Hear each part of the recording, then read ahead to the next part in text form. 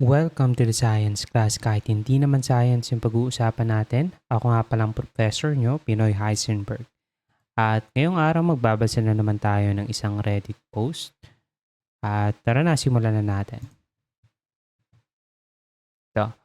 Yung title ng Reddit post na to is My Confession Ako. Sobrang petty ng ginawa ko sa 7-Eleven.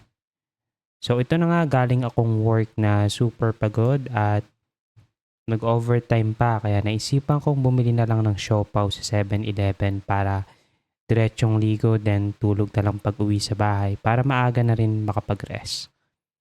Eh di 3 siopaw yung kukunin ko sana nung biglang may tumating na magjowa. Tapos pumila sa likod ko, kukuha rin ng siopaw. Narinig ko yung babae na nagsabing, "Ang tagal ha, baka balak pang kunin lahat. Apakapatay gutom na pag ganun." Eh di tumingin ako kung ako ba yung sinabihan ng ganun. Wala naman ang ibang kumukuha kundi ako lang. Tsaka kakarating lang nila reklamo agad. Eh di umalis muna sila kasi sabi ng lalaki, kuha daw muna drinks. Balikan na lang daw yung siopaw.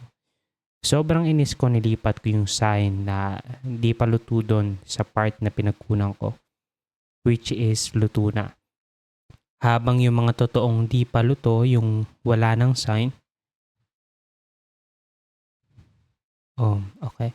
Pumunta ako sa pila para magbayad at pasimple kong tinignan yung dalawa nung bumalik para kumuha ng siopaw upang masiguradong di luto yung nakuha nila. So, bali yung ginawa dito ng poster natin is yung ginawa niya daw is yung sign na hindi pa luto, nilipat niya doon sa luto na.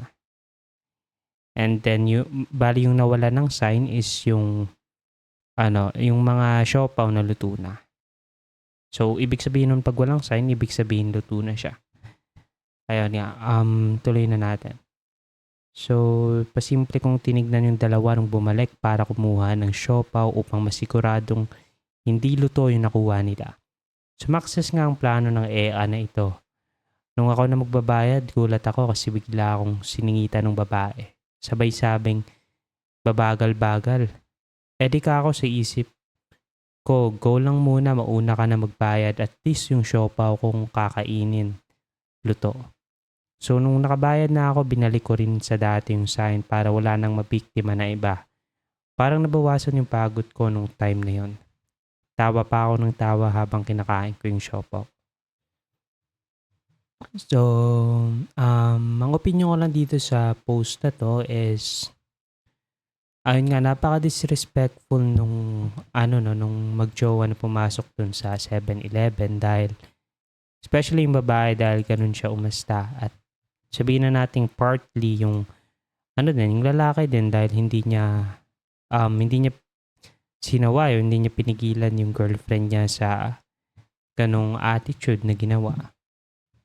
At ayun nga, ba't ka magsasabi ng gano'n, nababagal-bagal, baka kunin pang lahat, patay gutom na pag gano'n. Sobrang bastos na nun, especially ikaw lang mag-isa yung kumukuha ng siopaw. Sino pa ba yung ibang sasabihan niya ng gano'n? O sino pa ba yung pinapatamaan niya? Ibig sabihin, di ikaw na. And personally yung pinaka-best siguro na gawin sa ganitong situation is, mas maganda siguro na i-confront mo mismo yung nagsasabi ng ganon. Pero di mo siya i-confront sa galit na paraan. I-confront mo siya sa kalmadong paraan. Tatanungin mo siya na sino ba yung sinasabihan mo, o ako ba yung sinasabihan mo? And then, ayun, magre-reason out ka sa kanya na syempre gusto mo mong ilagay siya sa lugar niya, kumbaga.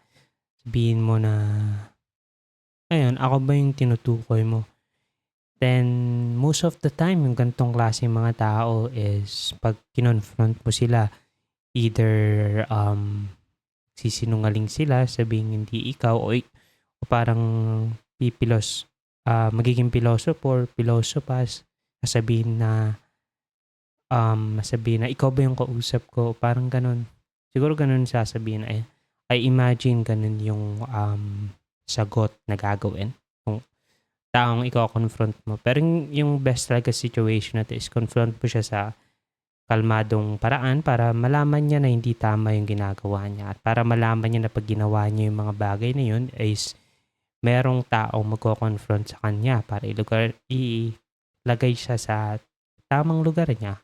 So dapat niyang kalagyan na dapat hindi niya ginagawa yung ganung bagay. Diba? Lahat naman tayo, syempre nandiyan ka sa convenience store and nandiyan ka sa kahit anong tindahan pa man yan. Madaming mga tao dyan, madaming bibili at ayun, porket patagal lang sila kumuha o madami yung kinukuha nila, may right ka na ba na para sabihin yung ganun na napakapatay gutom ang tagal-tagal at baka natatakot din siyang maubusan. At kung maubusan nga siya, hindi pa din yun kasalanan nung bumibili. Siyempre, nauna sila nauna yung bumili Kung ilan yung gusto niyang bilhin, sa kanya na yun at hindi niya nakasalanan kung maubos yung siopaw.